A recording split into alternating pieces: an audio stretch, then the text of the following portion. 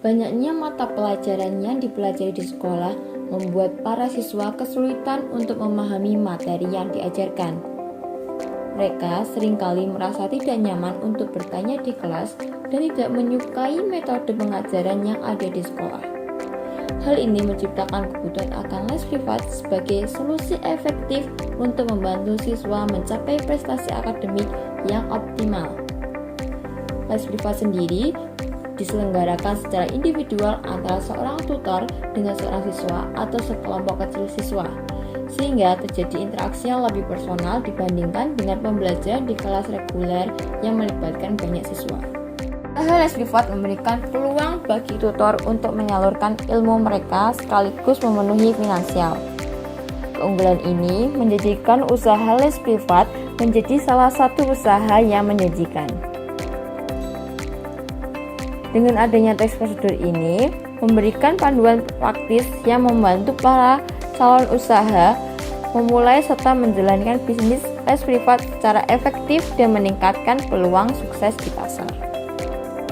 Dalam menjalankan les privat, penting sekali untuk memastikan bahwa bisnis berjalan dengan lancar dan sukses. Persiapan yang baik membantu menciptakan pengalaman belajar yang bermakna bagi para peserta didik dan memperkuat reputasi layanan pendidikan yang ditawarkan. Berikut adalah proses dalam mempersiapkan les privat. Yang pertama, perlu dilakukan research atau observasi mengenai jenis kurikulum yang akan digunakan, pemilihan metode pengajaran yang tepat, penyusunan bahan ajar yang terstruktur, serta melakukan wawancara untuk mengetahui informasi lebih lanjut mengenai pembelajaran yang seringkali digunakan oleh para siswa. Kedua, memastikan semua peralatan pendukung tersedia dengan lengkap. Alat-alat tersebut antara lain spidol, buku materi, pulpen, dan pertimbangkan juga untuk menyediakan alat peraga visual seperti poster, gambar, atau model relevan dengan materi yang diajarkan. Alat peraga ini akan membantu siswa lebih mudah memahami konsep yang abstrak. Ketiga, yakni kualitas tenaga pengajar yang baik. Kualitas tenaga pengajar merupakan sumber daya yang paling penting. Proses seleksi yang menyeluruh dengan ketat dan pelatihan yang berkesinambungan akan menciptakan pengajar yang tidak hanya menguasai materi pelajaran, namun juga memiliki kemampuan komunikasi yang baik sehingga mampu menciptakan suasana belajar yang menyenangkan. Keempat, lingkungan belajar yang baik juga harus diperhatikan. Pastikan area belajar memiliki penerangan cukup, sirkulasi udara yang baik, dan bebas dari gangguan. Dengan begitu, siswa dapat belajar dengan nyaman. Kelima, menetapkan harga jual yang kompetitif dan menguntungkan.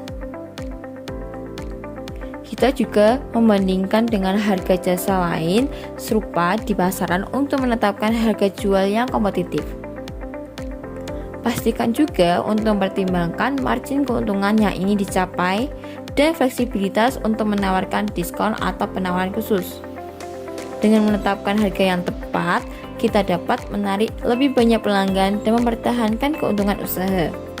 Selain itu, tawarkan berbagai pilihan harga yang fleksibel, seperti tarif per jam atau per bulan untuk menyesuaikan dengan kebutuhan dan preferensi pelanggan. Setelah persyaratan lengkap, langkah selanjutnya adalah proses promosi. Promosi memegang peranan penting dalam menarik minat peserta didik untuk mengikuti les privat yang ditawarkan. Proses ini harus dirancang dengan cermat, menggunakan berbagai strategi pemasaran yang berbeda sehingga menarik para audiens. Berikut melakukan promosi. Yang pertama, memanfaatkan media sosial sebagai platform utama untuk menyebarkan informasi.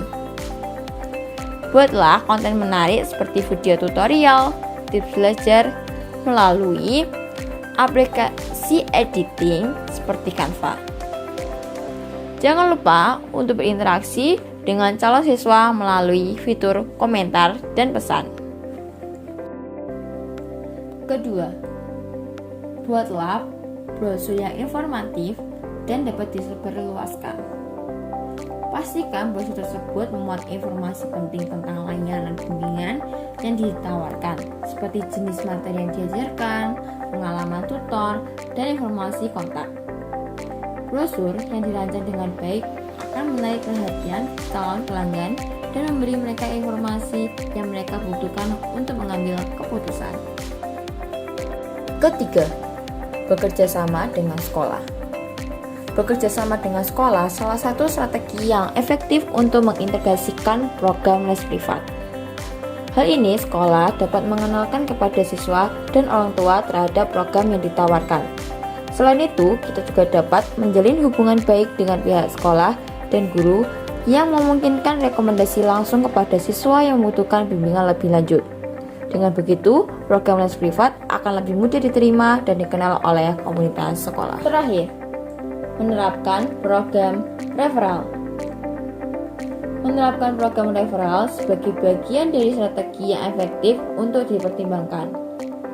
Tawarkan intensif kepada siswa yang berhasil mereferensikan teman ataupun saudara untuk bergabung.